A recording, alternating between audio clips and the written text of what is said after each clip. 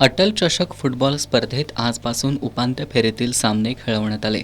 दुपारच्या सत्रात संयुक्त जुना बुधवार पेठ विरुद्ध संध्यामठ तरुण मंडळ यांच्यात सामना झाला.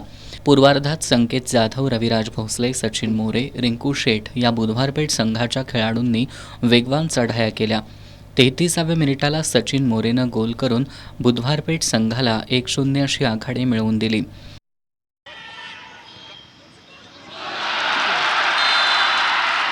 पूर्वार्धातील निर्धारित वेळ संपल्यानंतर दिलेल्या जादा वेळेत बुधवार पेठच्या रविराज भोसलेनं दुसरा गोल नोंदवून 2-0 अशी आघाडी मिळवली.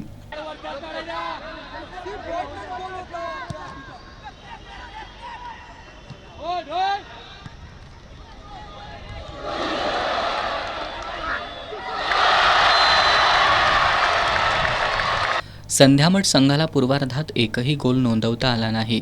त्यामुळे पूर्वार्धापर्यंत हा सामना 2-0 असा राहिला. उत्तरार्धात संध्यामठच्या श्रेयश मरळकर, प्रथमेश सुतार, यश कांबळे, प्रथमेश जाधव, सिद्धेश साठे या खेळाडूंनी जोरदार चढाया केल्या. सामन्याच्या 61व्या मिनिटाला संध्यामठच्या एल डोंगल यानं गोल मारून बुधवार पेठ संघाची आघाडी एका गोलनं कमी केली.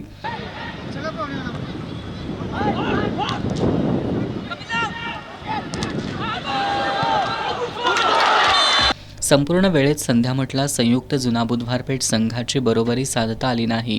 त्यामुळे बुधवार पेठ संघानं हा सामना 2-1 अशा गोलफरकानं जिंकून अंतिम फेरीत प्रवेश केला.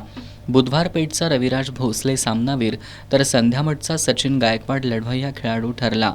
उद्या शुक्रवारी श्री शिवाजी तरुण मंडळ विरुद्ध खंडोबा तालीम मंडळ यांच्यात सामना खेळवला जाणार आहे.